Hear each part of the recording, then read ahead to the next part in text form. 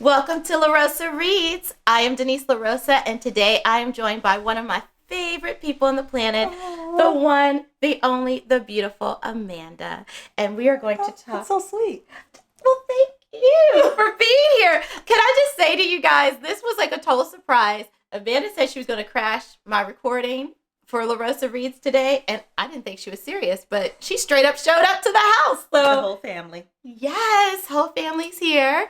So we're going to talk about The Secret Lives of Church Ladies by Disha Filia. You read this first. I did last year.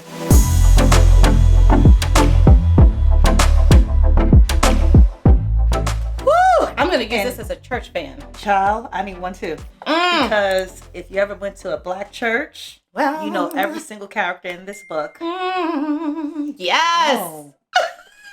Preach, Pastor, where are you? Listen, where are we to begin? Because there is so much going on here. So basically, Disha, chef's kiss. You did this thing and you did it so well. There are 9 short stories. Let's break some down. So before we start recording, we were talking about Peach Cobbler. Oh, child. You want to start with that one? No, you have to start it. So I'm a guest. Okay. So Peach Cobbler takes us on a journey of this woman who is very, how do we put it? She embraces her sexuality, her beauty, all that makes her a woman, and she is proud of it. She doesn't shy away from it. And she's also a fabulous baker, and every Monday she bakes a peach cobbler for Pastor Neely. And honey, can we just say she has given him more than peach cobbler on Mondays?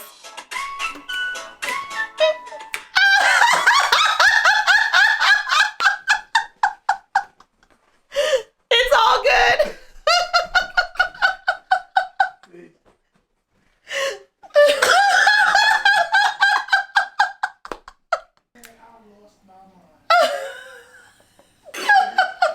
Quite upset. Frankie, quite upset.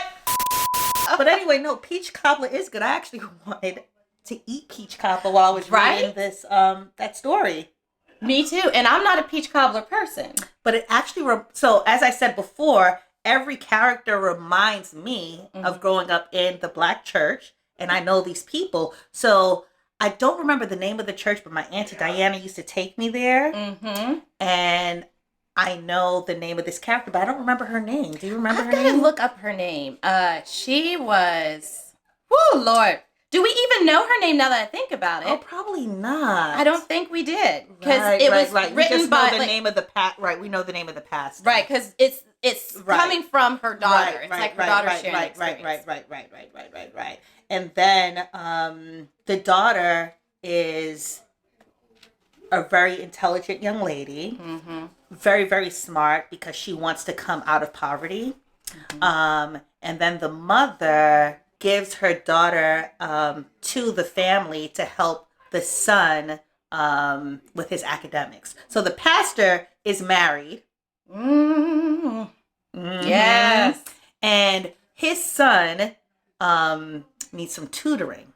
So the woman's daughter, and now this sounds very confusing. I'm like a soap opera. I'm with you. But the mother's daughter says to the pastor, hey, my daughter can tutor your son. And I think they pay her. They do pay her. And she becomes close to the son. Yes. And also the son's mother. She's really disgusted by the pastor because she feels that he's sacrificing this beautiful home. He has a loving wife. He has this beautiful son. But she knows that the son is cheating on the wife with her mother. So she's also conflicted by that whole thing. It was deep because then the daughter finds herself kind of leading her life in a way that's very similar to her mother. She's making the same choices that she kind of shames her mom for making. Yeah. And so then she has to pump the brakes, and she kind of has this moment of reckoning, wait a minute, I don't want to be this person. Essentially, I don't want to be like my mom. Which was powerful. And you know what, though, Amanda? I think I figured this out. You said you didn't remember this one, the short story Instructions for Married Christian Husbands. Yes. I think it was written by the mom from the Peach Cobbler story. because she even mentions how she bakes. Yes. Now that. Mm-hmm. And that, Yes. oh man. But I actually, so these stories that, the short stories, which are really great, and Disha writes in such a way that not only are the characters really relatable, but they're so layered. Yes. So with the particular Peach Cobbler story, it really is about the church, and it's about getting out of poverty and some of the things that the choices you may have to do or make to get out of it. Absolutely.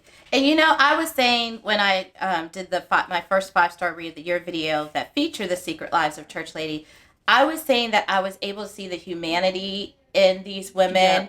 Yeah. When you are living this life of growing up in the Black church and you hear all the tea and all the gossip about these women, it becomes very judgy. It's like a very judgy space. We're supposed to be waiting until Judgment Day to be judged, but people in the church don't wait until Judgment Day to be judged. Because we're human. This is true. We are human. Yeah. And so I was able to see, just like you said, the choices that some of these women were making, like why they made these choices. And I just saw it differently. And also how they were just very bold and proud, most of them in their sexuality and who they were sexually speaking, and how that kind of is like, how that intersects with the church, because like in the church you don't get to talk about you sex. don't, but clearly people are having it. They are. And the thing is, like, that's all a part of Christianity, of the church, those who believe in God, and how he has made us to procreate and have, so coming with procreation is like the desire to do the thing, to have the kids. So it's like, or not have the kids, right? Or not. The first story, which I don't remember the title of it, but it's these women who are best friends, and they're also lesbians, but they're conflicted with that because the church says not to be in a same-sex relationship. Right. And from when they were younger, they wanted to get married, especially one of them. Really, that was the thing that she wanted. She wanted to get married. She wanted to have children, all those things. But she has this desire to be with her best friend. And they do get together every year, New Year's Eve. Yep. On the low, on the down low. But it seemed like in that story, the one woman was like ready. Yeah. And more at peace with who she was as far as her sexuality, being a lesbian. And then like the other woman was like in denial and still looking for a man and wanting to get married. And so there was this frustration from the woman who was like ready, like, let's just be out with this, and live our lives. Because so we're almost middle-aged now. Right? So that's rough. What else was there? Oh, Dear Sister. Do you remember that one? No. All right. So Dear Sister, and my memory is fresher because I just finished reading this. I actually was telling Denise that she must read this book. Yes, you were. And so Dear Sister was like a book, about, or a short story rather, about this family whose daddy, and he had a lot of girls. Do you remember now? So the dad passes away, and all the sisters, there's like a group about like maybe 3 or 4 of them that grew up together knowing each other. They didn't have the same mom. They were half sisters. But one of the sisters is writing a letter to another sister that they never really knew about. Like they don't know her. They haven't met her. So this is like their first time trying to connect with her. Yeah, and it's with the death. Who died? The dad died. Right. And they were right to connect. That's right. Yeah. That one was deep because, some of and all of them had like really distinct personalities. Yes. So some were the very proper ones. Some of them were the about it ones. And then some were like the peacemaker. Let's all love, be a family, and all of that. But with all those distinct personalities, they all do love each other very, very much. They do. And, some of them are conflicted in, some have no desire to meet or get to know this other new sister, other sister. And others have a desire to get to know her and are trying to reach out. So you've got that dynamic going on. But it's also the being nervous of that other sister not wanting them, right? Like it's that, at least that's how I read it. You're right. That they didn't have a desire because they were scared that she may not want to have a relationship with them. Right. So it was a way to like protect themselves. Yeah. And also protect that particular sister that was writing the letter. Yes. And there was the one sister who was like really trying hard to please her dad, and like she was always looking for him to show up, and he would never show up. There was like a remember the Father's Day ceremony at church? Yeah. And she kept looking back. I know, she kept looking back at the door to see if her daddy would come, and he never did. And then she was the one that was his caregiver all the way up to the end. And so that seeing how each of them viewed their father so differently was really fascinating too. Right, because the relationship and how he was like that. That's right. Thank you for reminding me that. Because it was about the different sides of himself, right? He showed up differently for each one of the sisters, so that's how they ended up viewing him as they got older and were mourning or not mourning his death. Right. Yeah. So Snowfall, it was good. Don't get me wrong. All of this was good. I mean, I made it a 5-star read, my first 5-star read of the year. But two more that pop out to me was How to Make Love to a Physicist. So this was the woman. Now, this story I totally could relate to. You know, a Black woman growing up in the church. Her mom was really rigid around, you know, beliefs around sexuality and just the church and your body, how you should dress. You know, I can hear my grandma now saying the Bible says to dress in modest apparel, you know, and how, you know, she didn't believe in women wearing pants in the church, and you should be showing your tatas, you know, everything needs to be covered up. And so that I related to that woman. And so here she met this physicist at a STEAM conference, science, technology, engineering, art, and math. She is an artist. She's a middle school art teacher. And she's never been in a relationship with a man where she really felt like she could fully be herself, because she's, you know, a thick woman, got the curves going on. She was always self-conscious about her body. And I know for me, I grew up feeling very self-conscious. I'm still learning to love my body and love who I am in that way, because like, it was really rigid, like cover up, you know, but God made us to look this way and to have this body. What is there to be ashamed of? Yeah. So, do you remember that one? I didn't look at it the way that you were looking about it, because I'm a math person. So it was just like really just fascinating, because I guess it was dealing with the church, because whenever I go to any conferences like that, I am very conservative with any kinds of relationships that I meet with people. So she actually agrees to see him after the conference, which is something that I up to now, and I'm 43, I would never go and meet anybody after the conference. I'm just keeping it in this public thing, and I'm not going to have that one-on-one relationship. And that's the only way that I was reading. I was like, wow, she's brave, because I would never, ever. No, you wouldn't. Go and unless I was with a posse of people. Right. I would be too scared. Yeah. To do anything like that. So yeah, I would be too. So what did you think? Because I mean, of course, like it was a beautiful story, though. Like it was. It's really sweet, but the whole time I'm reading, I was like, oh Lord, I would know. I would not do that. You couldn't get past that part. Oh no. Yeah, that's all I kept thinking. I'm like, this is kind of scary. It was very scary. And then they were like zooming each other. Right. And I'm like, this is very, like, she's brave. I couldn't do it. Yeah, that was kind of weird for me, because, I mean, I've been in a relationship, you know, married. In a relationship.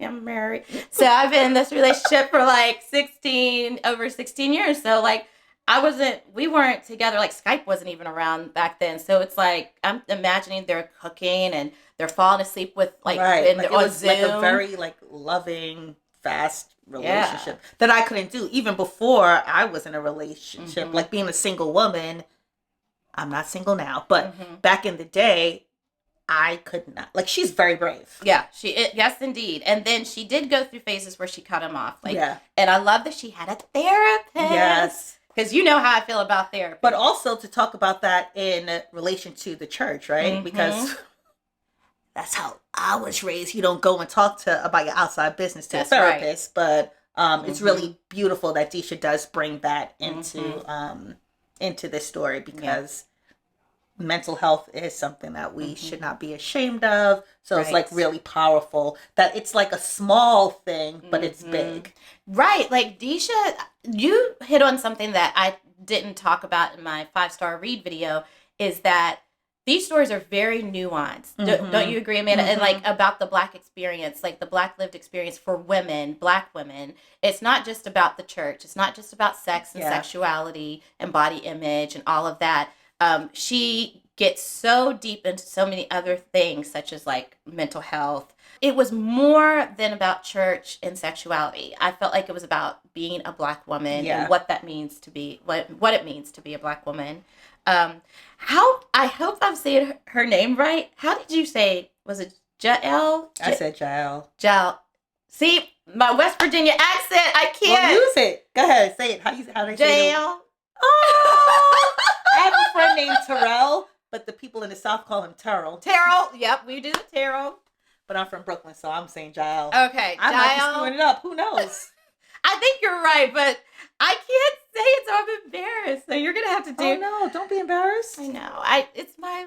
Because that's the beautiful thing about reading a book, right? Because you could create the characters and say their names however you want it to be said. And that's why I know that you love audibles, but that's I am a person that likes to get the book and like I need to turn the pages and create them however my brain makes it. So I do say the name however you want to. Okay. All right. Well, Jael, you know, this one was good. I loved how it ended because I said in my other video, didn't you feel like these were all short stories? And sometimes I leave a short story novel like dissatisfied. Yeah. I feel that didn't really end. Right, because you want more. You want more. This could be developed into like a full book. But each of these short stories are fully developed.